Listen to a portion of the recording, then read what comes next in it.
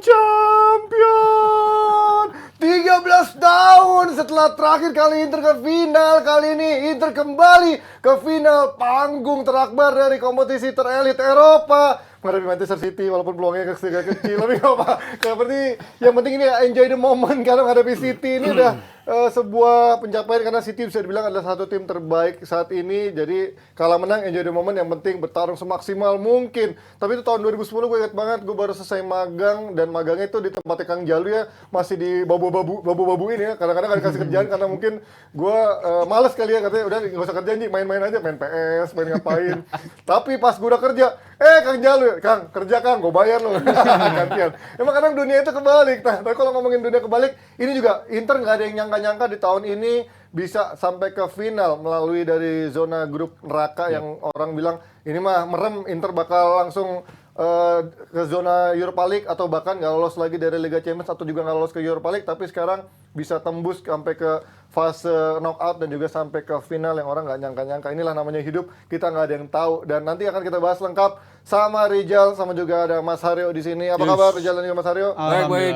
Karena kita nggak akan ngebahas internasional, yang akan kita bahas adalah dari Inter Miami. Ini mendatangkan seorang Lionel Messi hanya dalam hitungan beberapa jam, tiba-tiba manuver ini diberikan. Tadinya ada Barcelona, ada juga Arab, tapi ternyata dua tim ini gigit jari. Dan akhirnya Inter Miami dengan segala klausulnya dari saham-saham, bahkan saham, gue dengar saham Apple, saham Piala Dunia, saham-saham pokoknya semua digabungin, saham MLS pun juga dimasukin demi mendatangkan seorang GOAT Lionel Messi. Menurut lo ini the best decision dari seorang Messi, atau menurut lo ya udah ini emang sengaja udah tinggal karir Messi udah berakhir di sini? Kalau gue ini best decision buat semua pihak, ya. Baik itu Barcelona maupun Messi juga. Karena gue selalu konsisten dari 3 bulan lalu gue bilang sebaiknya Barcelona nggak usah mikirin soal mulangin Messi lagi. Barcelona timnya atau presidennya? Nah itu konteksnya udah kemana-mana tuh, soalnya nggak nyambung juga kan antara keinginan presidennya sama keinginan klubnya, agak-agak kontradiktif kalau gue lihat. Tapi kalau keputusan ini kenapa gue bilang baik?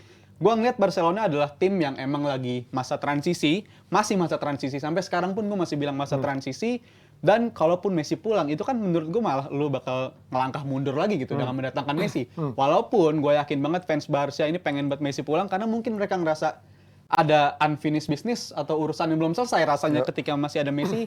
Kayak perginya pun juga nggak disangka-sangka dia waktu itu pergi kan, tiba-tiba pergi aja karena keputusan registrasi nggak bisa berjalan dengan lancar. Tapi Barcelona adalah tim yang lagi transisi, mereka ada di jalan yang tepat dengan presiden yang peduli sama kehadiran klubnya, dan juga untuk Messi-nya sendiri ya win-win solution. Dia bisa hilang dari pressure dari liga-liga Eropa, pressure begitu kuat kepada dia, dan gue rasa keputusan pindah ke Amerika merupakan keputusan yang tepat. Terlepas dari soal gaji, klausulnya segala macam ya, kalau dari segi pressure-nya, dari segi kompetitifnya, gue rasa Messi akan tempatnya paling nyaman dan aman menurut gue ya di MLS. Sebelum kita ngebahas ke kontraknya secara detail, dan tadi ada banyak klausul-klausul aneh yang diberikan untuk mendatangkan seorang Messi, ini kan lucu ya, karena sampai Barcelona pun mengucapkan selamat, padahal awalnya mereka sangat ingin mendatangkan Messi. Menurut lo, bahkan Messi bilang dari press con-nya atau dari wawancara eksklusifnya, dia bilang tidak ada proposal resmi yang datang ke dia dari Barcelona, hanya kayak ada tawaran Perbincangan lisan ya. Ya, mungkin hanya ya tawaran-tawaran yang belum official gitu ya.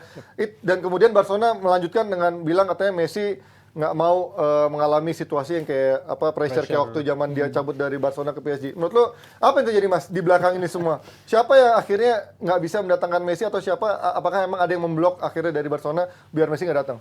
Iya, mungkin kan Messi jujur-jujuran ya nanya situasi lo gimana? Ya, finansial. Sama nggak kayak gue waktu terakhir yang kata lo gue bisa didaftarin. Ternyata nggak bisa. Kan Messi sebel juga kan, maksudnya ada something yang menahan dia pada waktu itu.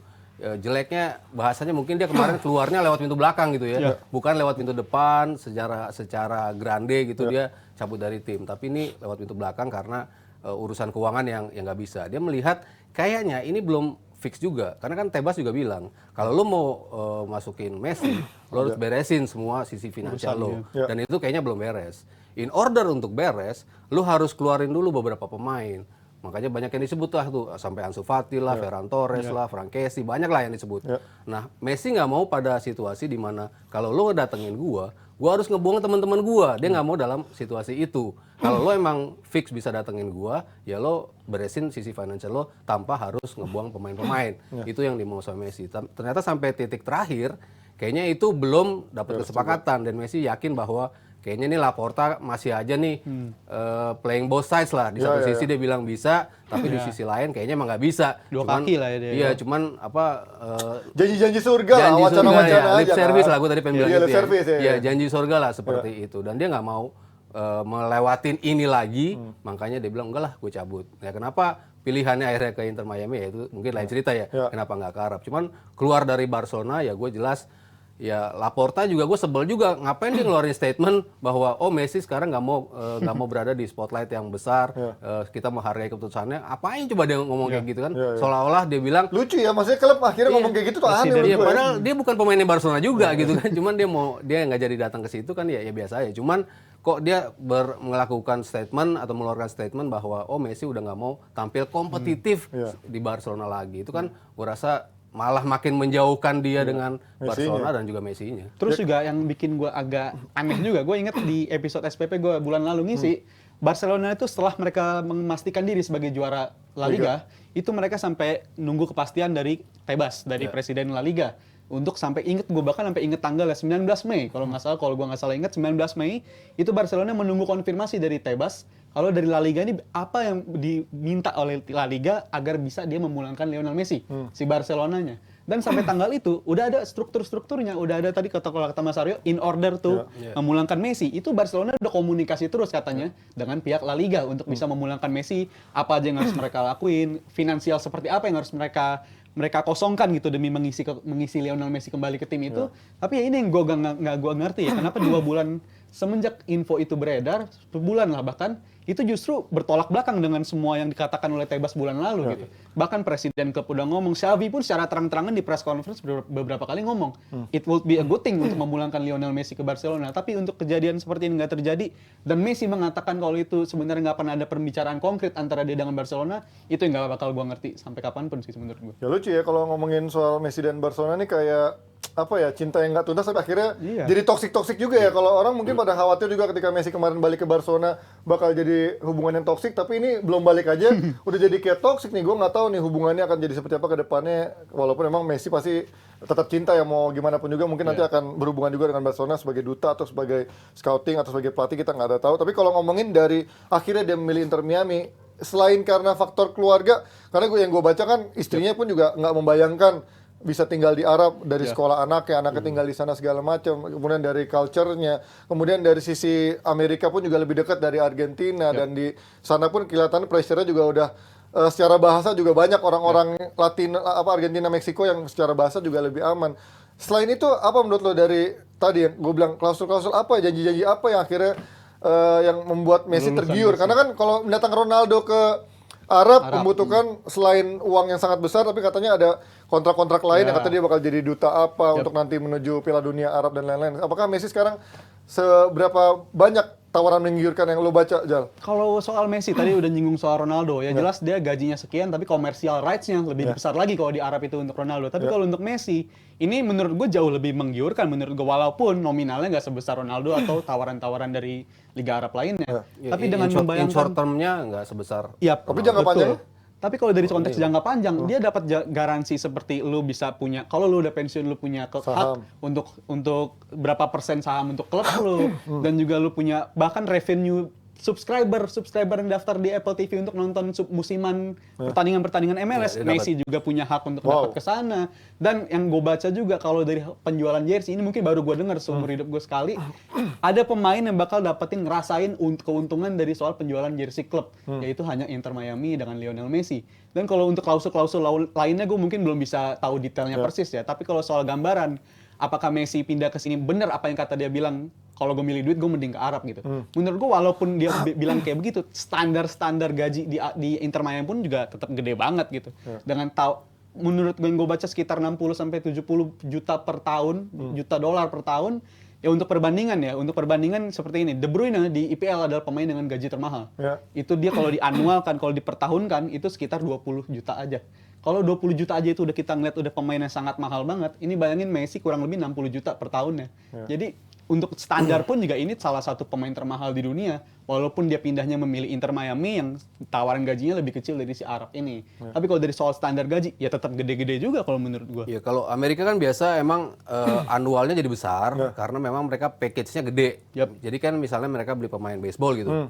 Mereka nawarnya 400 juta dolar tapi dalam 10 tahun atau 8 tahun gitu. Jadi annualnya otomatis jadi besar gitu kan karena memang dia package-nya besar karena mereka memang standarnya seperti itu. Durasinya yang panjang-panjang seperti itu untuk kayak gitu. Dan Beckham kan ketika datang pada tahun 2006 pun itu kan juga luar biasa juga kan. Standar tahun itu ya. 250 juta, jadinya setahunnya 50 juta. Belum ada pemain yang bisa digaji 50 juta per tahun. Untuk pesepak bola itu gila banget. Tapi kalau kita bicara American sport memang enggak sebesar itu. Tapi untuk sepak bola gede banget. Dan Messi kabarnya sih nggak akan nyampe 70 kayak Jal. Kayaknya di sekitar 45, 50. Range gitu ya. Yang seperti yang dia dapatkan di Paris Saint-Germain. Terakhir dia didapatkan segitu. Tapi itu kan udah gede banget. Kemarin yang termahal kalau nggak salah ya di MLS itu Insigne. Insigne itu 14 atau 15 per tahunnya. Mereka ada standar untuk beberapa pemain yang boleh untuk melewati batas ya. Designated player-nya tuh ada yang bisa melewatin batas pagunya gitu ya. Messi termasuk salah satu yang di situ. Cuman mungkin gue nggak ngelihat Messi betul-betul duitnya yang dari sisi itu. Tadi kan Rizal bilang dari subscription itu dia dapat, dari dokumenter yang akan dibuat oleh Apple juga dia akan dapat juga. Lalu yang tadi yang luar biasa itu subscription sama merchandising belum pernah ada orang dapat langsung dan Adidas langsung yang akan transfer ke dia dan Apple langsung yang akan transfer ke dia. Dua-duanya ini kan sponsornya dari MLS. Berarti kan udah MLS yang turun tangan, bukan cuman Inter Miami juga. Ditambah lagi biasa atlet-atlet besar seperti Beckham-nya juga dia dapat rights untuk bisa beli salah satu franchise team yang akan datang. Dia juga bisa dapat nanti itu.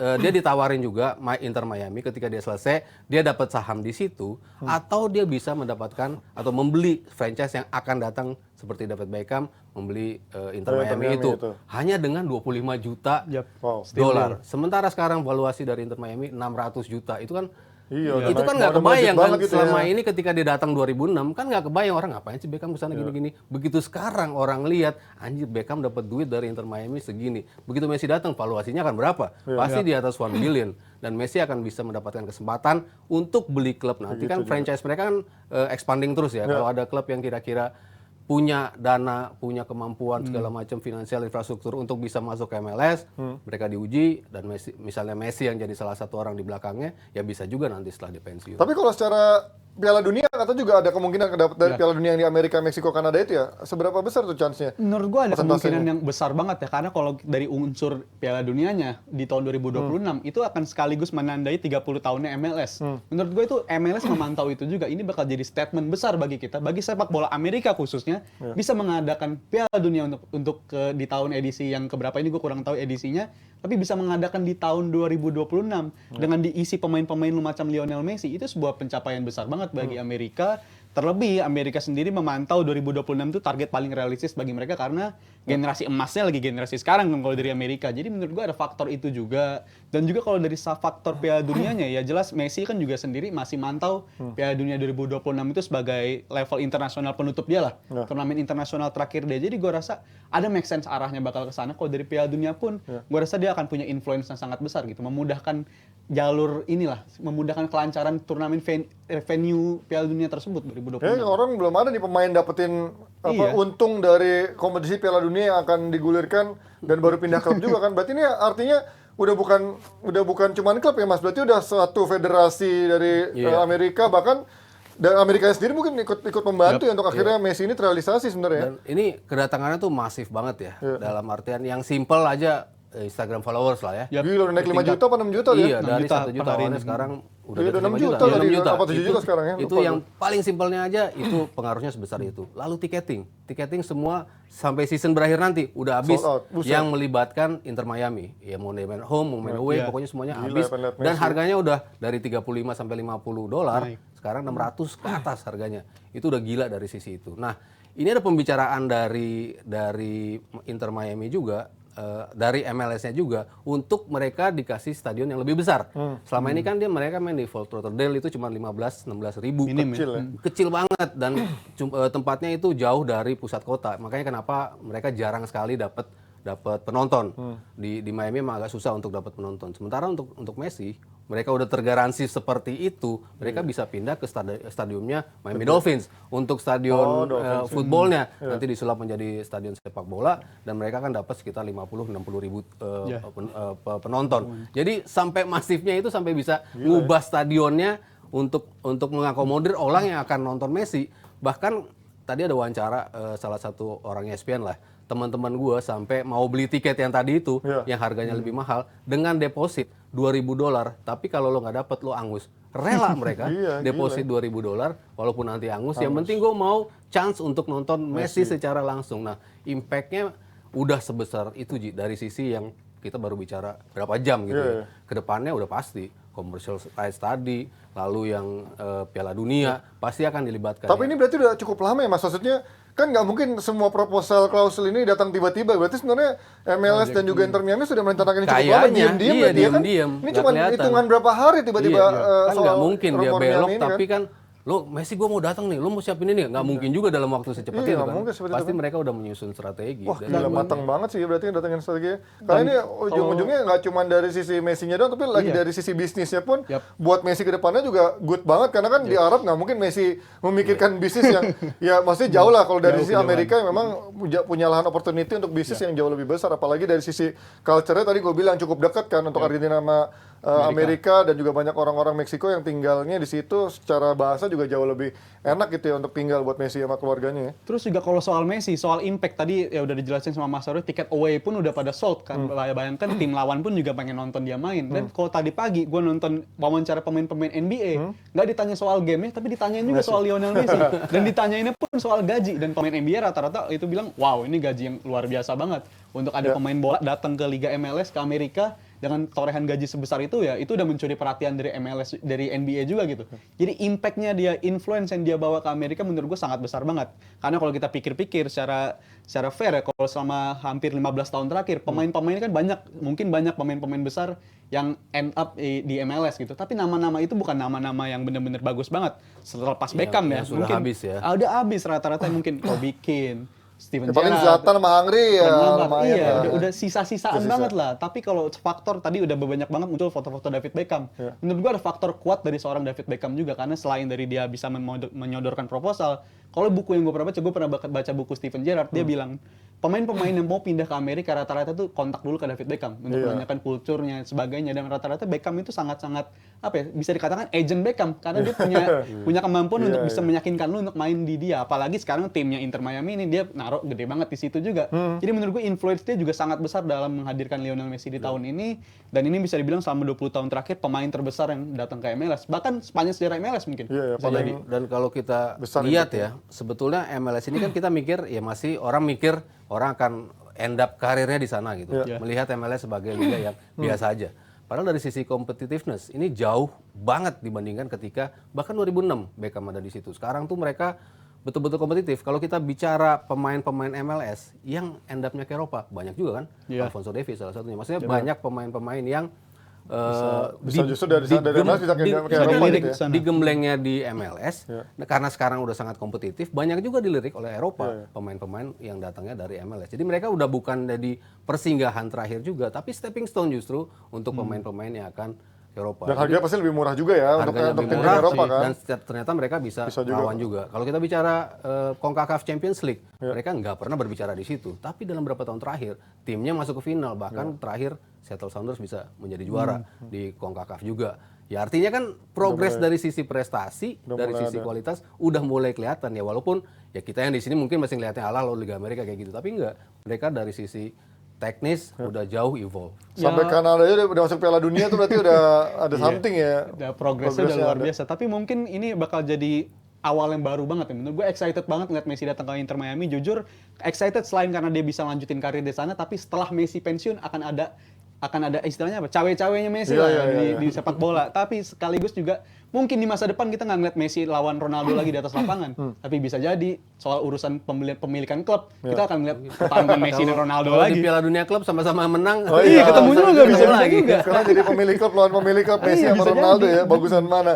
Oke, kalau itu dia dari Inter Miami dan MLS yang tengah masih berusaha membangun kembali mereka secara marketing dan juga kompetisi. Kita sekarang pindah ke Spanyol di mana Real Madrid yang mencoba meneruskan legasinya dan juga mencoba membangun kembali regenerasinya setelah beberapa pemain yang sudah eranya mulai berakhir. Setelah kemarin juga Benzema sudah cabut dan pemain-pemain tengahnya pun juga sudah kemakan usia, paling tinggal setahun 2 tahun terakhir untuk seorang Toni Kroos dan juga Modric, dan sekarang mereka sudah mulai berbenah mendatangkan Bellingham 100 juta euro dan kemarin mengembalikan atau mengambil kembali Brahim Diaz dari AC Milan dan juga ada Fran Garcia yang juga ditebus dengan 5 juta. Kalau menurut kalian udah cukup nih komposisi lini tengah yang kalau coach sama gua kan kemarin bilang masih sangat muda ya. Maksudnya mereka dari sisi kualitasnya Tchouaméni, Camavinga dan juga si Bellingham ini belum ada yang bisa memangku harapan atau beban menjadi pemain utama yang reguler week by week tuh konsisten. Lo menurut gimana Mas dari komposisi yang udah ada gitu?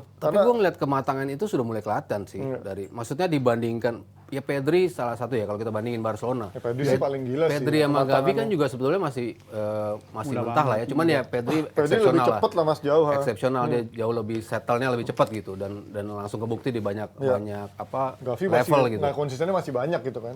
Itu kan kita sempat skeptis juga, Barcelona siap nggak nih? Ternyata bisa kok mereka melakukan itu. Madrid pun seperti sebenarnya nggak beda jauh kan. Mereka ada Tchouaméni, ada Camavinga, cuman kestabilan itu tetap harus dijaga oleh salah satu Modric atau Kroos. Harus tetap ada di situ. Dan Ancelotti pun mengakui kok, ini pemain-pemain masih bisa menyesuaikan ritme. Kapan mereka harus dimainin ngegas, kapan mereka harus agak lay down dalam bermain, dan mereka bisa melakukan itu. Cuman ya semakin kesini jelas mereka semakin butuh pemain yang bisa di-rotate. Makanya masuklah pemain-pemain seperti Bellingham salah satunya. Denis Ceballos kan udah menjadi pemain yang belakangan disukai juga masih Ancelotti. Mulai dipercaya lagi sebagai pemain tengah. Kan mereka masih punya banyak kok. Valverde masih ada di situ. Ya cuma ini dengan Camavinga gue rasa mereka cukup kuat kok. Tapi dari komposisi itu kan nggak ada yang pemain benar-benar kreatif ya, selain Modric yang menurut gue yang memang bisa menjadi playmaker lah gitu. Nggak ada kan. Bellingham kalau masuk Bellingham ya mungkin beda ya, dia lebih direct juga kadang dia. Lebih direct mainnya. Ya mungkin gaya permainannya akan diubah. Kalau untuk kita bicara transisi, lebih menguntungkan pemain-pemain seperti Bellingham untuk melakukan transisi. Kalau Ancelotti kan jarang juga kan mereka nge-build dari belakang. Mereka lebih senang direct, transition direct. Pemain-pemain punya kecepatan seperti ini, dan kita jarang melihat eksplosivitas dari Camavinga dan juga Tchouaméni karena mereka lebih menjadi pemain defense-nya. Cuma kalau mereka maju ke depan, mereka lebih going forward, mereka juga bisa memberikan kontribusi berupa gol atau assist kok. Berapa kali kan Tchouaméni maju nembak dari jauh bikin gol. Di timnas juga Tchouaméni di timnas juga bisa melakukan, beda sekali kan perannya di timnas Tchouaméni dibandingkan di situ. Lalu Camavinga, dia bisa main di kiri, bisa main di tengah. Banyak sekali pilihan yang bisa dilakukan oleh Ancelotti. Ditambah lagi masuknya Brahim Diaz ya, mungkin hanya dapat menit yang nggak terlalu banyak lah ya. Kalau kita bicara dibandingkan ya pemain-pemain yang ada sekarang, itu paling nggak dia bisa ngerotate pemain-pemainnya. Lo gimana ngeliat gue dari? nggak ada masalah dari lini tengah Madrid karena gue udah bilang dari tahun lalu pun sepertinya Madrid ini di Eropa tim yang paling siap dalam urusan regenerasi gelandang karena gelandangnya pun ideal banget gitu, pemain yang seniornya nggak langsung dilepas tapi dikasih kontrak jangka pendek perpanjangnya setahun atau 2 tahun, habis itu penggantinya udah disiapkan. Jadi ini istilahnya mungkin jadi understudy-nya dulu lah dari pemain-pemain senior ini. Sebenarnya kondisi yang sangat ideal. Jadi gue nggak ngeliat ada masalah dari lini tengah Madrid. Yang terpenting adalah di lini depan mereka udah kehilangan Benzema dan udah menghilangkan pemain yang istilahnya deadwood lah. Udah nggak ada kegunaannya lagi. Eden Hazard itu bersama Madrid udah project yang sangat-sangat gagal. Itu menurut gue tantangan yang terbesar bagi Real Madrid untuk musim depan. Kalau soal regenerasi ya, karena nggak gampang lu gantiin sosok Benzema. Bahkan musim ini pun kalau nggak ada Benzema, permainan Madrid levelnya. Gue lebih menarik bicarain Kane ya, penggantinya Benzema ya. Kalau tengah gue ngelihat nggak terlalu ada masalah Ji, karena semuanya gue rasa bisa keep up dengan gayanya Ancelotti, dengan beban yang ada di situ. Pemain-pemain muda ini yakin gue bisa. Dan kalau soal lini depan lagi mungkin kalau kanan kiri ya Vinicius dan Rodrigo tetap bisa dilanjutin project itu seperti musim-musim ini juga sering dilakuin. Untuk ujung tombak ini yang jadi masalah, apalagi kan si Florentino Perez mengindikasikan bahkan kalau perlu kita datengin 4 striker sekaligus di satu musim ini, di bursa transfer musim panas ini. Karena gue yakin ini akan jadi project yang sangat-sangat sulit untuk menggantikan peran dari Benzema. Untuk jadi profil yang jadi ujung tombak Real Madrid gitu. Apalagi dihubungkannya kan sama Harry Kane sendiri gue nggak yakin punya keinginan untuk gabung ke Real Madrid karena pasti dia pengennya di tanah Inggris Dia aja. soalnya Gitu. local pride ya, Iya, soalnya makanya bangga di situ Inggris jadi aja. top scorer IPL sepanjang masa Yes, kan. dengan prospek jadi top scorer IPL sepanjang sejarah, tapi profil-profil yang lain pun juga menurut gue tetap bisa diharapkan. Makanya sejam. Semacam Kai Havertz, abis itu ada profil-profil lain, mungkin striker lain belum terlalu jelas juga ya. Tapi untuk Kai Havertz gue ngeliat ada potensi untuk ke Real Madrid karena gue selalu rate Havertz ini pemain yang oke lah. Apabila dia punya kesesuaian main di sistem tim yang cocok sama dia. Ya kalau ngelihat wawancara terakhir sih, kayaknya Ancelotti kalau nggak dapat pengganti Benzema nih kita nih, kalau memang Kane harganya mahal banget nih, ya kita akan geser Rodrigo ke tengah. Jadi Vinicius, Rodrigo di kanannya, ya lo bisa mainin Valverde di situ. Karena di tengah lo udah punya Bellingham kan, ada Jude Bellingham di situ. Jadi Fede Valverde yang akan tampil di sebelah kanan. Berapa kali dia main di posisi itu juga selalu bisa memberikan kontribusi yang bagus. Jadi gua rasa kalau nggak ada Tapi perannya kan maksud gua dia belum pakam gitu mainnya di kanan atau di gelandang kanan. Maksud gua masih ganti-gantian terus kan, belum ada yang bener Ya posisi pakamnya kalau dia si, gitu. itu kan karena Rodrigo bisa ngisi posisi dia juga di depan kan. Walaupun Rodrigo juga nggak pernah konsisten juga Iya, sebenarnya. kalau kan. Rodrigo digeser ke tengah dan berapa kali di beberapa pertandingan terakhir gue udah ngeliat ini pemain makin mateng, pengambilan keputusan yang makin matang, ya kayak Vini di tahun keduanya lah. Vini tahun pertama kan ya kayak si Rodrigo juga kemana-mana gitu. Cuman belakangan dia udah makin mateng, gol demi gol bisa dia ciptakan secara reguler. Jadi misalnya dia ditaruh di tengah pun, ya Madrid punya opsi ya mungkin tidak segila ketika ada Benzema, tapi mereka punya opsi lain pada diri Rodrigo. Dan kalau soal masalah Real Madrid berkaca dari musim yang baru aja berakhir ini ya, musim 2022-2023 ini, gua rasa masalah Real Madrid di 6 bulan pertama atau bahkan sampai setelah World Cup itu masih nggak ada masalah. Kelihatannya mereka masih on track untuk bisa jadi juara La Liga dan juga masih on track jadi favorit di Liga Champions. Masalah muncul di paruh musim kedua ketika second line mereka udah nggak produktif dalam menciptakan gol maupun menciptakan assist. Kayak contoh Valverde sebelum Piala Dunia ini pemain bagus banget, tapi setelah itu makin menurun. Kenapa gue rasa dia menurun? Karena kalau gue lihat dia main, cedera juga turun yes, terus. itu berdampak banget. Kalau dari Valverde yang paling berasa sih, karena sebelum Piala Dunia dia salah satu pencetak gol terbanyak di Real Madrid. Yang ditargetin Ancelotti itu ya. Iya, target 10 gol dan dia lewat udah lunasin gitu target tersebut. Dia paruh musim kedua turun banget. Menurut gua ada faktor fisik juga. Karena kalau gua ngeliat si Valverde mainnya tadi sudah disinggung, mainnya nggak jelas antara dia jadi right winger, apakah dia jadi midfielder di area kanan. Jadi area di kanan sebegitu banyak, dia harus mengcover sebegitu banyak dan itu berdampak. Kalau lu main week in, week out, main kayak oral seperti itu, ya jelas lu akan kehabisan bensin lah. Dan terbukti dari Valverde, 4 bulan terakhir Liga ini berjalan, ya dia makin hilang aja gitu. Kalau ngomongin kemungkinan transfer Real Madrid ini, emang kayaknya nggak akan ada habisnya, bakal panjang karena masih banyak kemungkinan kayak Harry Kane atau siapa pengganti ujung tombak lainnya yang menjadi opsi kalau Harry Kane ternyata batal. Bahkan tadi sosok Kai Havertz yang gue bilang ajaib banget ada di sana, tapi ya Kai Havertz sebenarnya waktu sebelum pindah ke Chelsea pun lumayan mainin, tapi ketika di Chelsea ya aneh gitu perannya menjadi false nine yang pada akhirnya juga bingung sendiri. 10 peluang 1 gol lah gitu lah ya, seorang Kai Havertz. Tapi kita lihat nanti tapi golnya bikin juara Liga Champions. Golnya Liga Champions. Penting kayak dulu Torres ya, nggak pernah golin, sekali ngegolin yang lawan Barcelona dan lain-lain. Dan kita pindah dari bursa transfer ke laga yang pastinya ditunggu-tunggu oleh pecinta sepak bola akhir pekan nanti.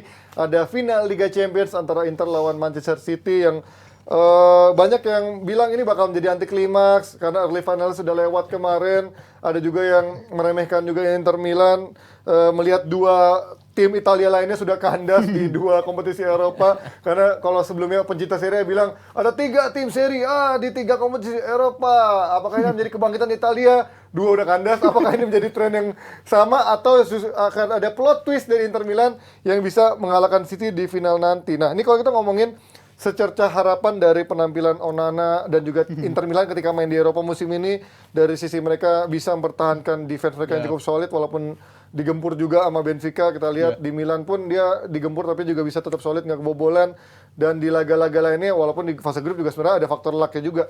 Ada nggak sih secerca harapan untuk bisa mengalahkan City dengan gaya mainnya sekarang dengan formasi yang udah ya itu orang belum ketemu obatnya gitu kan, karena apotek pada tutup semua, Nggak ada obat. nggak ada obatnya. Ini Ada menarik. warung, ada warung. Nggak ada yang Warung, buka. barangnya ini mas sudah bosan sama ada yang nggak kalau udah ngomongin warung kita Soal Inter ada harapan atau enggak? Menurut gue kalau dari sudut pandang lawannya Inter, gue lebih senang lawan Inter dalam format 1 leg ketimbang 2 leg. Oke. Contohnya kalau di final ini mungkin Inter jelas nggak diunggulkan banget lah. Tapi faktor yang bikin gue bilang mungkin ada plot twist adalah gue masih inget match musim lalu ketika Inter lawan Liverpool. Oh iya. Itu Liverpool dibikin kesulitan, bahkan Liverpool di era terbaiknya ya, era terbaik tahun Liverpool di era Jurgen Klopp bahkan di musim lalu itu ngelawan Inter itu kesulitannya minta ampun. Ya bahkan Liverpool bisa mencuri golnya dari set piece 2 kali dan harus kalah di Anfield dengan skor 1-0 sebelum Inter akhirnya turun ke 10 orang. Abis itu baru game over. Tapi menurut gue Inter punya peluang di musim ini pun mereka bisa ngelanjutin project yang udah mereka lakukan di musim lalu, akhirnya bisa progres ke knockouts dan musim ini bisa tampil lebih jauh lagi. Dan gua ngeliat perjalanan mereka bisa ada di final ini kan sangat-sangat berat ya. Inter salah satu tim yang sangat-sangat berat, tapi kalau berharap sama Onana dan lini belakang terus itu yang jadi masalah menurut gua. Karena apa gue bilang begitu? Karena berdasarkan statistik di setiap pertandingan ini Inter rata-rata selalu kena shot on target paling banyak di antara tim-tim lain di sepanjang perjalanan Champions League musim ini. Total dia bisa kena 7 sampai 8 shots on target. Banyak, Apa yang terjadi kalau apabila pertahanan lo nggak bisa tampil dalam penampilan terbaik di final? Menurut gua Kita sekarang lawannya City ya. Ini City lawannya tim yang bisa memanfaatkan kesalahan sekecil apapun, lu akan kelar gitu. Tapi apabila lu bisa tetap ngelanjutin performa Onana dan lini belakang beberapa match seperti di babak knockouts, gue rasa tetap ada peluang walaupun harapan itu kecil. Tapi itu yang gue bilang tadi, harapan itu menurut gue ada karena gue nonton match Inter lawan Liverpool tuh gue ngeliat Liverpool sulit banget pas lawan Inter. Bentar Mas, sebelum Mas Arya jawab, ada satu rundown yang harus ditanyakan, tapi gue akan jawab sendiri. Tapi ngelihat Joaquin Correa yang kemungkinan nggak akan main di final ini, ada pengaruhnya nggak? Nggak ada pengaruhnya. Kita pindah langsung ke pertanyaan selanjutnya. Justru ini ada kabar yang menarik ketika seorang Milan Skriniar sudah pulih untuk ditampil di laga final ini. Walaupun Inzaghi bilang dia pulih pun belum ada jaminan starter terlepas dari nanti kelihatan kebugaran dan juga kelihatan latihan terakhir. Menurut kalian? Kayak bagusan Darmian belakang. Iya, gue juga bilang kan, bagusan Darmian ya, maksudnya lebih Rambutnya fleksibel. mirip Cocok ini, si Mas Panji. Ya, dipanggil ibu lah. Bu Darmian. Ada kemarin kita ada Darmian kemarin play-by-play komentator live reaction kemarin, tapi dibilang berisik. Ya itulah si Darmian kemarin. Nah, gimana kalau melihat dari peluangnya Skriniar untuk menghadapi gempuran City, mendingan coba Skriniar atau Darmian, Mas, di posisi bek kanan tengah itu? Harusnya narasinya kok Inter ini ya nggak diunggulin ya. Kan mereka juara 3 kali. Oh iya. DNA-nya lebih ada. History. Makanya yang mengunggulkan Inter sekarang dari historinya, kemudian dari cocokologi, terus dari anjing main basket. Iya, kalau ngelihat dia itu cocokologinya banyak banget arahnya ke Inter ya. Terakhir itu apa lagi yang baru keluar ya? Baru banget cocokologinya. Itu kita bahas lagi nanti. Selain yang teori orang Kroasia ada juga kan? Iya, banyak banget yang jagoin Inter. Ya, kalau ngelihat Inter di bawah Inzaghi, sejak dia datang dia main 20 pertandingan knockout, 20 pertandingan knockout, rekornya gimana? Bagus lah, tidak terkalahkan. 15 kali menang, 4 seri. Ya kan tidak terkalahkan. 11 kali kalah. Emang luar biasa sih dari sisi knockout. Sekali itu kalah sama siapa ya? Nah, gue lupa tuh dia kalahnya sama siapa. Pokoknya dia 15 kali menang. Di knockout ya? Di knockout stages pokoknya sejak si ini datang di Liga Champions. Oh, tahun lalu ya berarti. Pokoknya sejak dia 2 musim itu di Liga Champions sama di Piala Italia sama di Supercoppa. Pokoknya knockout stages itu total 20, dia menang 15 seri 4. Itu kan artinya dia jago banget untuk laga-laga ini. Khusus di Liga Champions musim ini, kita ngeliat Inter yang berbeda dibanding Inter di Serie A.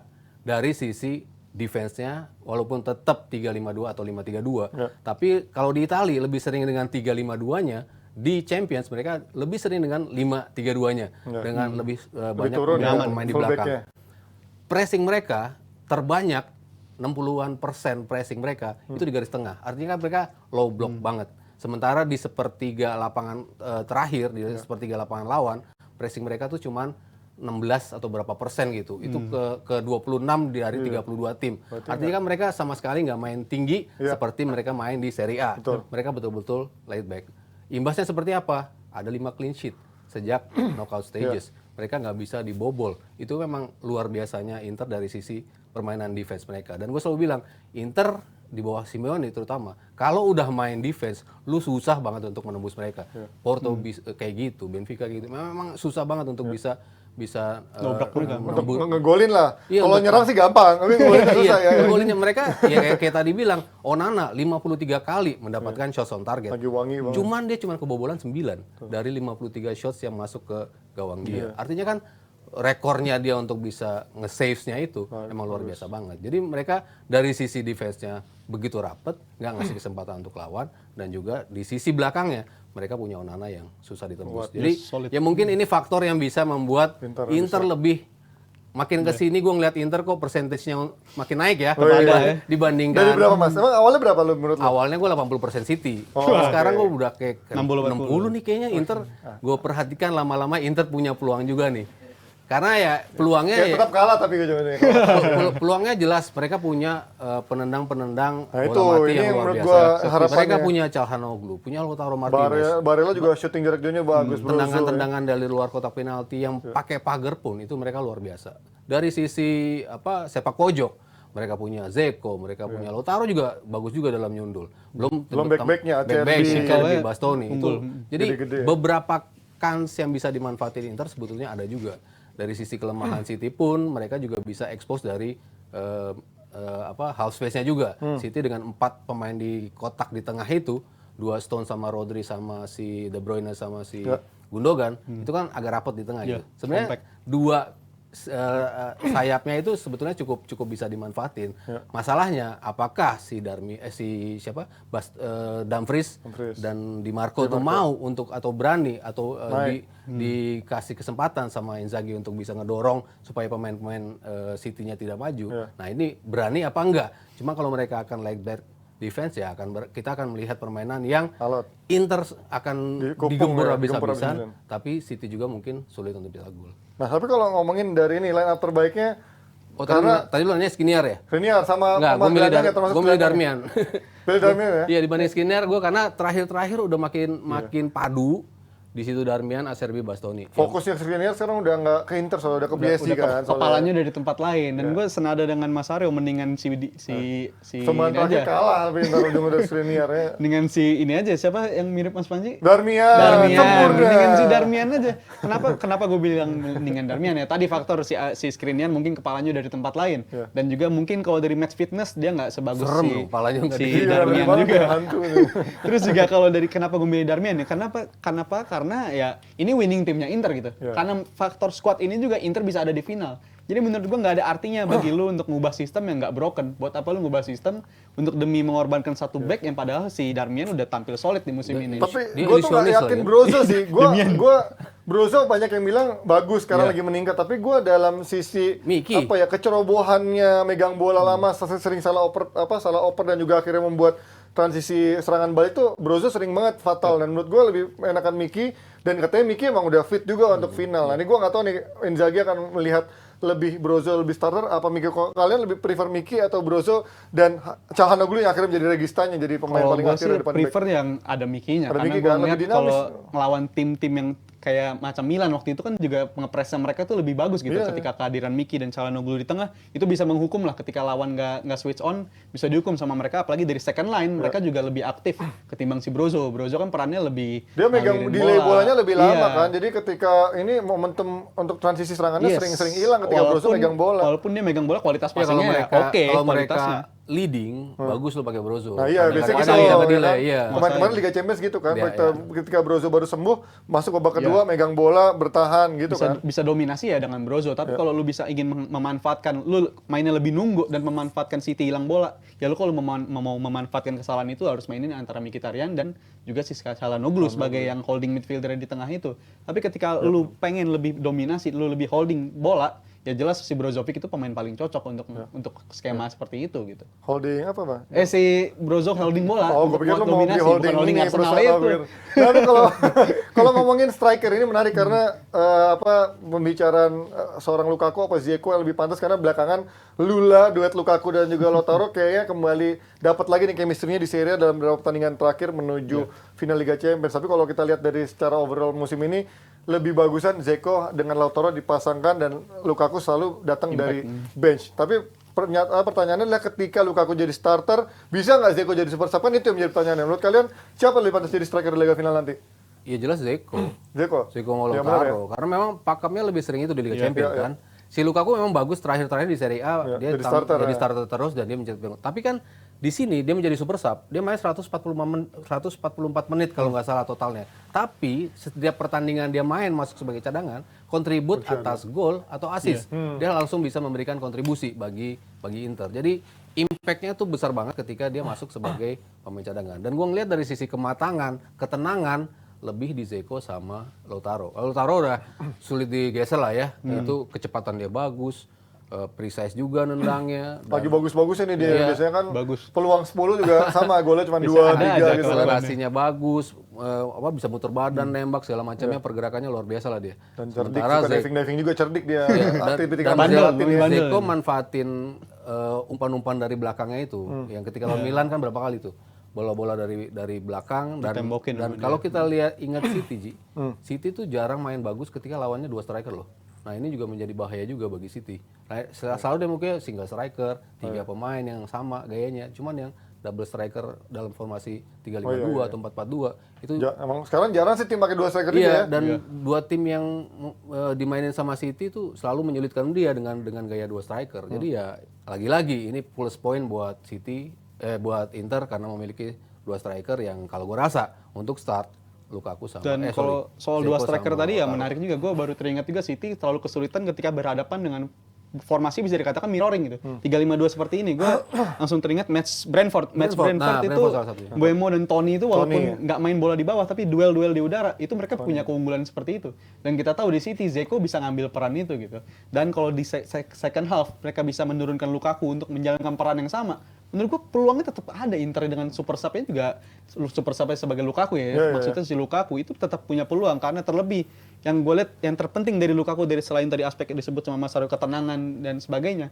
Menurut gue dari segi fisikal ini kelihatan banget Lukaku sekarang lebih beda lah ketimbang ketika awal dia datang itu kelihatan overweight lah harus dikatakan overweight atau sebagainya. Tapi sekarang makin menjelang akhir musim itu mainnya makin bagus dan dia kelihatan enjoying banget main bolanya di akhir musim ini karena terlebih faktor status dia kan belum jelas bahkan stay di Inter atau pindah ke Chelsea lagi kan. Ya. Nah ini kalau ngomongin statistik tadi ya gue bilang cocokologi dan juga track tadi Simone Inzaghi setiap kali di kompetisi turnamen rekornya nggak terkalahkan kan bahkan di final. Tapi apple to apple nggak sih kalau bandingin hanya sekedar Super Coppa yang cuma 1 pertandingan dengan Coppa Italia yang levelnya sama Liga Champions menurut lo? Kan baru sekali kesempatannya di Nah Liga iya Champions. maksud lo, tapi dengan lawan City menurut lo apple to apple nggak? Karena City kan bisa dibilang sekarang the biggest team lah in the world atau di Europe juga gitu kan. Ya, tetap layak jadi consideration sih. Maksudnya berarti ini kan pelatih tahu ya memenangkan laga-laga laga di gimana untuk bisa turnamen ya. memenangkan laga 2 leg, gimana untuk bisa memenangkan laga 1 leg. Itu ternyata Simone bisa. Bukan hanya di Inter, zaman di Lazio pun Lazio juga tetap Coppa bisa Italia. melakukan itu. Artinya kan ini pelatih memang untuk cup competition luar biasa gitu. Ya cuman ya lagi-lagi lawan City Ya.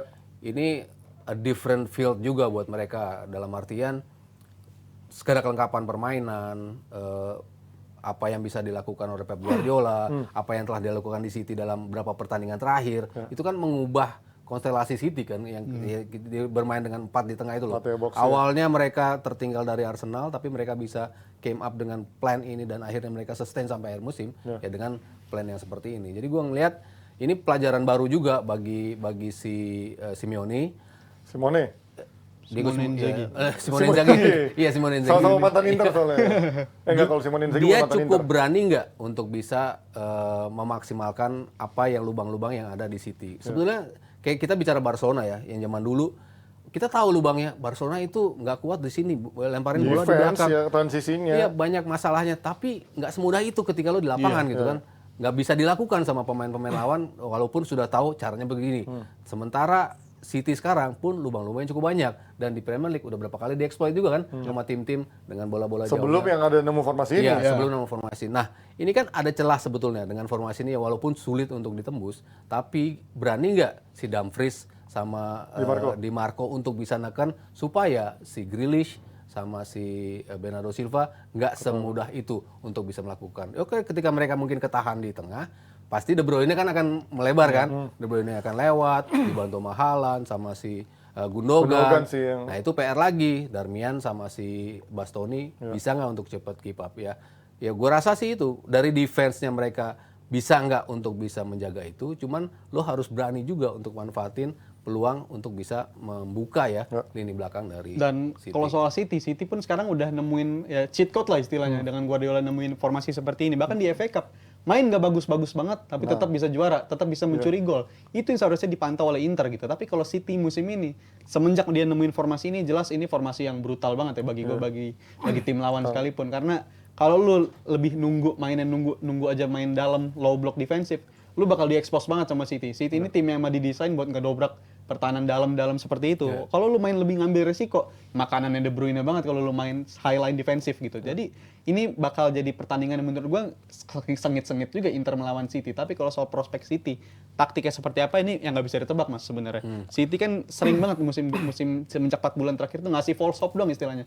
Harapan palsu doang ke lawan. Minggu ini main jelek, tapi minggu depan mainnya bagus. Ngubah taktik sedetail semacam si Stones roll-nya bahkan seperti apa. Di leg pertama nggak ditunjukin lawan Madrid, tapi di leg kedua ditunjukin kegiling juga Real Madrid sama taktiknya Pep Guardiola yang seperti itu. Jadi menurut gue ini tetap tim yang sangat-sangat tricky dan kalaupun mereka treble winners besok, menurut gue tim paling layak dan bisa dikatakan one of the best teams in Europe sih menurut gue. Cuma kalau kalian City sekarang yakin inilah tim terbaik, banyak yang sekarang udah mulai comparison kan antara City Pep Guardiola yang sekarang ini yang musim ini dengan era dia di Barcelona, bahkan juga kalau kita lihat di podcast di luar tuh di Inggris udah membandingkan dengan era treble-nya Ferguson di tahun 99. Kalau sesama tim Pep Guardiola sendiri deh sama Barcelona yang waktu dia di era treble, menurut lo apa perbedaannya dan juga siapa lebih kuat mana dari sisi masing-masing, walaupun emang nggak bisa dibandingin apple to apple ya? Ya walaupun nggak bisa dibandingin, tapi kalau soal lebih serem mana menurut lo kalau lebih buat lawan serem dan lebih enak ditonton, gue sih lebih suka Pep Guardiola yang ini karena lengkap gitu, nggak cuma satu dimensi doang untuk mainnya.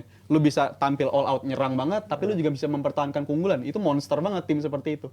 Kalau Pep Guardiolanya di Barcelona itu kan one dimension. Lu taktik seperti tiki takanya waktu itu belum ada jawabannya nih. Lawannya harus kayak gimana? Lawan juga kena semua. Tapi itu menurut gue total dominance, total football sebagainya. Tapi kalau soal pribadi gue, preferensi gue lebih enak ditonton mana? Ya Pep Guardiola bersama City ini tim paling lengkap menurut gue. Kalau gue sih Barcelona. Barcelona ya? Maksudnya ya ini Pep memunculkan sesuatu yang orang belum pernah lihat sebelumnya, yang nggak bisa diapa-apain sama tim manapun. Dominasi. Maksudnya dia cuma punya satu plan doang dengan skema seperti ini. Satu dimensi itu dengan dilakuin permainan terus. seperti ini, tapi nggak ada jawaban buat tim manapun untuk bisa nge-crack itu. Akhirnya Mourinho di 2010 Dapat bisa sekali lah, nyolong lah ya. meng-crack itu gitu. Tapi kan lo butuh 2 tahun ya untuk bisa Itu setelah dibantai-bantai juga di El Clasico ya. mematahkan seperti itu. Jadi kan dibandingin sama yang sekarang, nah ini udah evolve banget kan. City mungkin in berapa ways bisa main kayak Barcelona yang dulu gitu. Cuman dalam beberapa kesempatan mereka justru mengubah gayanya nggak secantik dulu, tapi tetap eksplosifnya tetap ada. Dan pemain yang lo pegang itu kan nggak jelas gitu. Dulu misalnya lo bisa pegang Messi gitu, akan mengubah konstelasi Barcelona gitu. Tapi ini kan sekarang lo pegang si Haaland, ya ini second line-nya bisa main seganas seperti ketika masih ada Haaland. Kan. Justru Haaland menjadi sebagai semacam decoy gitu kan. Sering juga jadi decoy ketika dia lagi nggak aktif ya. Yang kemarin Piala FA seperti itu, Gundogan yang menjadi itu. Tapi bisa juga si Grealish yang menjadi itu, si Bernardo Silva yang menjadi itu, si De Bruyne. Berarti sebenarnya kalau tim ini lebih komplit ya, karena kan kalau dulu kita tahu dengan ada kalau dia di deadlock, mereka bisa keluar dari tekanan Pep Guardiola sekarang. Cuman dulu Barcelona yang Pep, mereka ketinggalan 1 gol aja, biasanya mereka kalah. Gue sampai berapa kali bikin tulisan gitu, gimana caranya mengalahkan Pepnya Barcelona dan juga Spanyolnya pada waktu itu, lu golin duluan.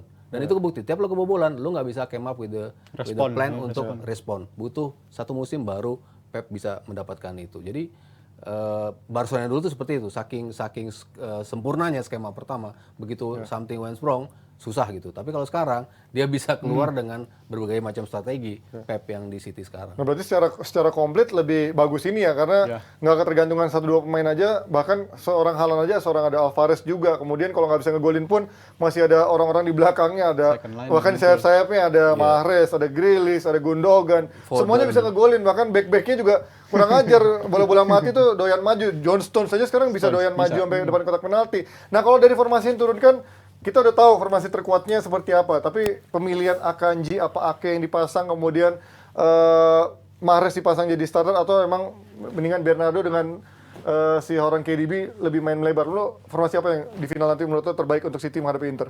Menurut gue lebih prefer Ake ya ketimbang Akanji, karena kalau dari sebenarnya profil keduanya mirip-mirip, sama-sama.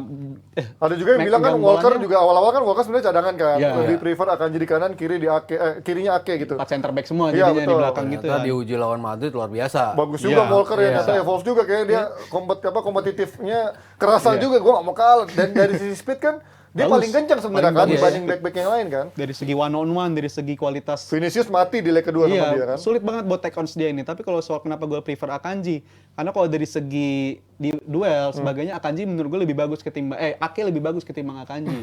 Dan kalau soal dimensi Jadi permainan, Walker tetap main sama Ake ya? iya, Oke. Walker dan Ake. Dan Walker, juga Ake. kalau Pep Guardiola memainkan center back-nya si Ake Walker, yang di berarti sisi Walker, kiri, iya. itu dimensinya kan penting banget dalam sistemnya Guardiola. Gimana lu punya pemain dengan kaki kiri di sisi kiri di lini Oh, iya, belakangnya. oke. Ya. Itu beberapa kali musim-musim sebelumnya dipakai oleh Laporte, tapi Laporte sekarang menurut gue udah decline. cadangan doang Dan ya. sekarang dicoba ke Ake itu di Iya, padahal Liga. Laporte juga sebenarnya tipikal back yang Iya, doyan megang bola juga ya.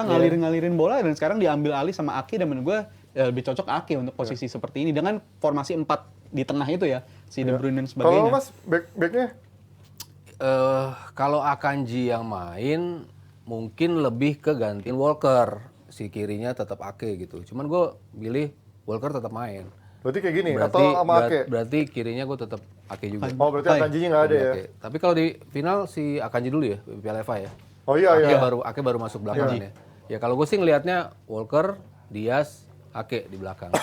Kenapa Walker? Ya itu tadi speed kita tahu dari Inter ya, Zeko masih punya speed, Lautaro speednya masih luar biasa, masih banyak lah pemain-pemain yang bisa ngerepotin mereka lah. Makanya mereka butuh Walker day in day out, dia mau main 90 menit 120 menit tetap aja nggak habis tenaganya. Jadi komposisi tiga belakangnya udah pasti seperti ini.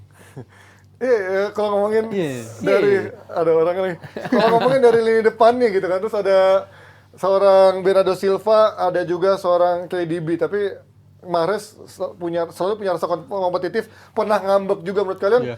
Dia juga selalu ketika ditunjukkan dia sebagai starter selalu juga bisa deliver kan. Menurut kalian di final ada nggak chance buat dia sebagai starting? Ya ini ya plot twistnya si Guardiola, Guardiola kita ya, belum kita tahu nggak ya. pernah tahu siapa yang bisa diturunin. Kejutannya bisa jadi itu juga ya. Iya, dan Atau selalu bisa dua striker tiba-tiba Alvarez dari ya. awal dan bisa nggak jadi. pernah pilihan yang meleset gitu. Dia siapa anjir yang main si ini, Semua bagus bisa juga. deliver. Oh yang main si ini ternyata perform juga. Kecuali error di final Chelsea, mungkin final lawan Chelsea ya. Yang ketika Pep Guardiola nggak pernah main tanpa gelandang bertahan sekalipun. Fernandinho. Ketika main tanpa gelandang bertahan, ini Fernandinho sama Rodrinya malah nggak dimainin sama sekali. Itu kan error banget. Nggak maksudnya di musim ini kan dia udah Iya. banyak involve kan. Solid. Maksudnya Guardiola udah cukup merasakan lah, gila gue gagal mulu. Berapa tahun? Udah 7 tahun sekarang ya? Iya dan Bisa lebih. Di City 8 tahun ya? ini tahun ke-7.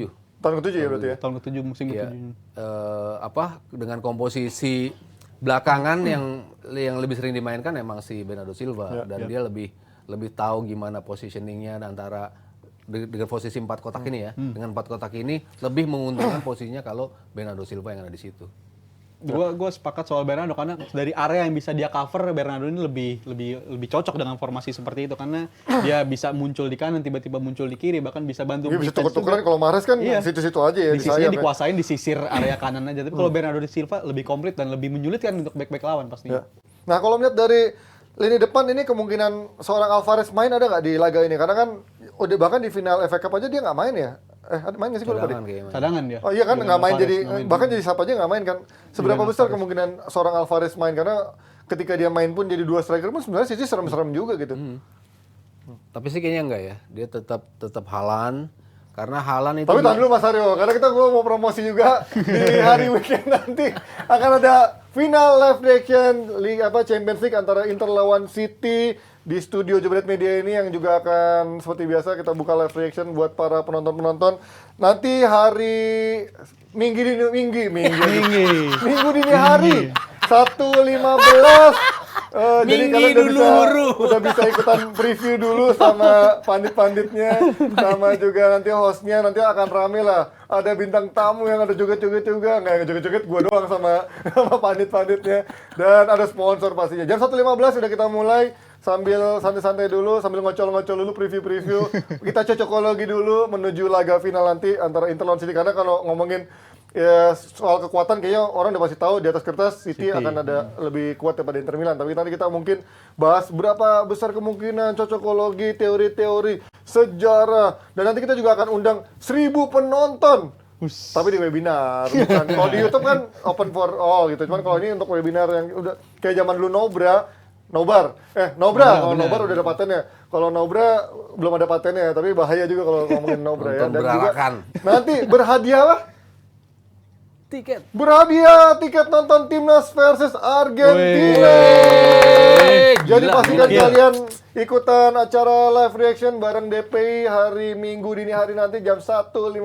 Bukan Minggu, tapi Minggu dini hari ya. Jangan lupa nanti akan ada tiket berapa? 1 tiket? 2. Hah? Oh belum nanti ya. Oh, Masih nanti. rahasia berapa tiket. Makanya daftar buruan dan juga kontak admin Jebret Media untuk daftar cepet-cepetan karena 1000 peserta untuk webinar nanti sangat terbatas itu ya. Cepet-cepetan. Nah, kalau ngomongin dari sisi permainan City sendiri, menurut kalian ini Pep Guardiola berapa kali tampil seperti di FA Cup kemarin mainnya nggak terlalu eksplosif gitu kan. Dia main nahan juga, apalagi ketika ada unggul duluan, dia justru lebih main setback, nunggu untuk nunggu aja. main juga ada sesekali direct long ball juga. Lu tuh wajah mana yang akan tampil di awal di babak pertama untuk seorang Pep Guardiola Liga City-nya? Menurut gue wajah yang akan ditampilkan ya ngegas di awal karena Iya, Pep karena ini udah Guardiola final juga- yang dia tunggu-tunggu sih ya. Udah nggak ada momen, mungkin now or never, mungkin paling now or never yang sekarang ini karena treble winners di depan mata, lu bakal punya kesempatan menjadi tim Manchester kedua yang meraih treble dan City juga punya reputasi mencetak gol di 10 menit awal tuh mereka jagonya itu ngelakuin itu. Tapi apabila peluang Inter gimana cara buat menang apabila mereka bisa stay in the game dalam waktu yang lama. Tapi kalau mereka tetap ke bawah sama mainnya City dan City dikasih kesempatan kayak lawan MU kemarin momen switch off di kick off bisa jadi gol. Ah, langsung. MU dikasih angin sebabak juga kayaknya udah awal Hilang udah juga. kayaknya nih mulai ini nih selevel babak kedua. Ya, kalau ini nggak gitu bisa juga apa-apa. kan Ternyata, akhirnya ternyata dikasih ternyata angin doang. kerjain doang. Ternyata City-nya mainnya juga kayak cuma 70% kan ngadepin Ya, MU main, baru. main safe sih. Iya. Maksudnya gimana cukup untuk sustain. Nah, kalau ini kayaknya lebih akan gila sih ya. Ini Dari akan awal. Dari awal total kalau bisa brutal dari awal. Setuju sih gua sama Rizal. Kayaknya ini momen yang nggak mungkin mereka lepas lagi. Mereka pasti akan main all out sejak awal dibandingin kayak waktu final FA Cup kemarin Semakin yang lama santai. mereka mencetak gol pertamanya, semakin kecil peluang mereka untuk menang. Prediksi Mas berarti kalau gitu Mas. Iya, Dipotong di TikTok. secepat apa City bisa ngegolin ya? Kalau mereka bisa ngegolin cepat pertama, dia akan menang gede. Oke. City akan menang gede kalau mereka bisa golin duluan ya. Langsung lahir gol kedua, lahir gol ketiga mungkin. Tapi kalau mereka lama nggak Stay in the ngegol-ngegolin, game Internya. ya bisa Inter justru menang dengan 1-0. Yep. Kalau prediksi Inter dari bisa gua, menang 1-0. Kalau stay in the Kalau game. stay in the game sampai Periode Ya itu ujung mah fans Inter juga berharap kayak gitu Mas. Nggak- Pasti, Mas. nggak Kalau dari lu ngegol-ngegolin. nih lebih yakin yang mana? City. Si berapa menang bantai atau Ya, kalau mereka cepat ngegolin bisa dibantai. Kalau dari gue tetap City bakal jadi juara. Kalau prediksi skor 3-1 lah buat City. Wah, ini berarti ya selisih 2 gol ya berarti Sisi ya. 2 gol. Dua gol lebih lah. Ya dia dua gol Kok kurang minimal. ajar 2 gol lebih. Gue nggak berani ngeprediksi ntar gue. Kalau ini. Ya kalau gue ngelihat dari chance-nya ya kemungkinan paling 2-1 atau ya paling banyak sisi 2 gol. Tapi tadi gue berharap Inter bisa tampil 200%. Nama juga di Istanbul kali-kali ada miracle in Istanbul lagi seperti halnya dulu. Buat tim Inggris dong. Iya, Istanbul. iya. Ci- Tapi kan arahnya ke City. kalau belajar dari cocokologi nih ya, cocokologi lagi. Dari perwakilan Spanyol udah dapat Europa League. Dari perwakilan Inggris udah ada kemarin West WSM. Masa perwakilan Italia belum ada kan kali aja. Biar adil, Besok ada ya. waktunya bagi-bagi Biar adil. kue tim Italia yang berhasil lolos ya. Nah, kita pindah dari Liga Champions. Kalau kalian Jebret Tim kasih prediksinya di kolom komen menurut kalian apakah City akan menang bantai, menang tipis atau justru akan ada keajaiban di Istanbul nanti Inter bisa menjadi juara memupus ambisi Pep Guardiola di Liga City meraih treble winners musim ini. Dan kita pindah nih sedikit ngomongin dari apa? Ini Declan Rice nih ya. Hah? Bukan Rice. MU kepemilikan saham MU yang menarik nih karena Gila berapa episode sih kita ngomongin sampai MU? hari nggak Jumat ada. katanya nih sekarang hari Jumat ya. Jumat. Katanya hari ini terakhir berarti nih. Jasim. Ah, bukan dong. Iya Jasim. Katanya dia take it or leave it. Take it or leave it kalau Ini nggak diterima. penawaran gue terakhir ya kan. Ya, menurut Diambil lo atau enggak? ini akal-akalan sama MU doang, si Glazer doang untuk akhirnya. Nah ini yang gue tunggu nih tawaran lo segini setelah gue main-mainin harga sama Radcliffe karena gue pikir kalau Glazer dari awal sudah menentukan Radcliffe karena dia pengen masih punya saham kecil, ya harusnya dia udah ngambil dari kapan tahu kan. Nah Udah kelar. kalau kemarin kalau gue ngomong sama coach masuk akal juga itu kok kalau dia emang udah milih Radcliffe nggak di decide juga dia harus nunggu sampai si Jasim naikin sampai tawaran terakhir. Nah ini gue nggak tahu nih katanya isu terakhirnya adalah Jasim naikin ke 6,5 atau bahkan 6 miliar pounds untuk beli MU dengan bayar utang full Itu Jasim dikasih atau Binder fasilitas. sih? Hah? Jasim atau Binder itu? Ya kan gue udah bilang waktu itu. Gue pernah bikin story kan. Gue tag tuh. Kayak kenal. Gue mention Binder. Binder bilang banyak yang mirip katanya. Bilang, emang Binder tuh banyak ya. Bilang mirip. Ada Benzema, ada Jasim, ada siapa lagi ya. Nah ini kalau balik lagi ke soal ini ya. Menurut kalian ini apakah akal-akalan Glazer untuk akhirnya mancing Jasim untuk bisa naikin tawarannya, atau memang pada akhirnya Glazer ya nungguin sampai akhir musim aja nih dia ngeliat peluang terbaiknya sambil lihat angka terbagus yang mana? Yang paling bener sih emang dia nungguin ya, dia nunggu valuasi MU mungkin berpengaruh akan naik harganya dan sebagainya, dan menurut gua ya ini menjengkelkan juga untuk calon pembeli karena digantungin terus udah selama berbulan-bulan. Bener tadi kata Mas Aryo udah berapa episode kita bahas soal kepemilikan MU, belum ada titik tengah juga kan. Jadi menurut gua kalau harga yang dipengen ya mungkin Glazer belum bisa menentukan 100% firm banget yang mana nih, karena kalau dari Ratcliffe juga menurut dia menarik karena dia kalau kepemilikannya ke Ratcliffe dia tetap punya andil ke tim tersebut karena kecil dari, kan, tapi cuma dari porsinya 9% ya? 49 ya. Lumayan kalau ini, tapi Enggak, kayaknya cuma berapa persen kan si...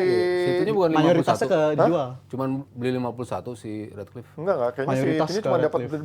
berapa persen, terus 3 tahun diambil alih full secara sama Ratcliffe kan? Diambil alih. Tapi kalau soal sekarang akhirnya si Jasim yang bisa menawarkan seperti itu dan udah mungkin yang sesuai harapan nih, akhirnya jengkel juga kan si Jasimnya dan udah ngeluarin statement take it or leave it, ya mungkin ini momen paling dekat untuk kita ngeliat owner baru dari Manchester United. Cuman makin lama makin urusannya ke transfer kan. Iya, itu dia makin ditunggu-tunggu juga nih. Udah sebel kan. Ten Hag udah berantem sama si Glazer yang siapa? Board Ya, ini. si anaknya itu kan si Joel apa sih, itulah pokoknya Dia mirip udah semua berantem mukanya urusan. soalnya. Karena duitnya ya lu kita mau beli pemain gimana gitu kan. Ya gue sih ngeliat Glazer sih kayaknya mereka mengambil opsi si Ratcliffe sih. Karena mereka ngelihat valuasi makin naik, mereka ngelihat penampilan Manchester ya makin stabil, main lagi di Liga Champion, pasti makin naik terus valuasi. Makanya dia pikir 3 tahun lu baru lepas, tapi lu masih dapat saham, masih bisa ngerasain. Good deal. Ini ya gue rasa dia akan lebih ke Ratcliffe sih. Oke, itu dia dari fans MU. Jadi sabar aja kalau lihat dari cuitan-cuitan beberapa jurnalis yang berbau Timur Tengah sih katanya chance untuk Jasim untuk ngambil takeover MU ini sebenarnya udah mendekati final, tapi kita nggak ada yang tahu bener apa enggak karena semuanya masih berbau isu. Kalau media Inggris masih meniupkan katanya Glazer masih nahan juga wait and see sampai akhir musim untuk melihat kemungkinannya sebesar apa untuk menjual ke Jasim ataupun juga ke Ratcliffe maksudnya. Nanti kita lihat seperti apa, akan kita pantau terus di episode-episode DPI. Dan jangan lupa gue ingetin lagi kalau di weekend nanti hari Minggu dini hari akan ada live reaction dan dicari 1.000 orang yang mau ikutan gabung sama kita live reaction meramaikan final Liga Champions antara Inter menghadapi Manchester City. Karena gue sebutin Inter pertama, mungkin Inter yang nomor pertama keluar jadi juara 1.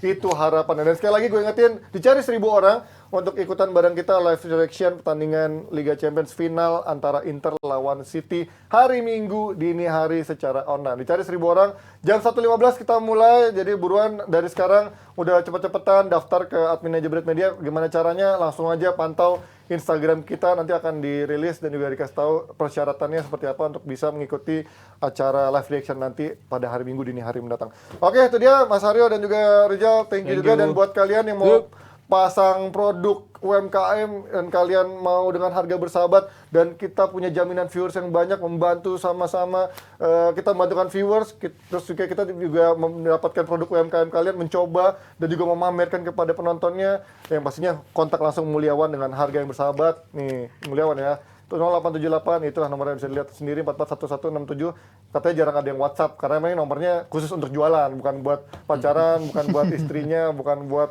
selingkuhan, bukan buat yang lain. Ya udah, kita lihat nanti kita bahas ya. Oke, itu dia. Terima kasih juga untuk Sari Mandi dan juga Aoi yang selalu mensponsori kita untuk tidak pernah kelaparan dan juga tidak kehausan. Alhamdulillah ya Allah. Sampai ketemu di live reaction weekend nanti. See you Jebret Team. Bye bye. Inter menang. Forza Inter. Amin, amin, amin.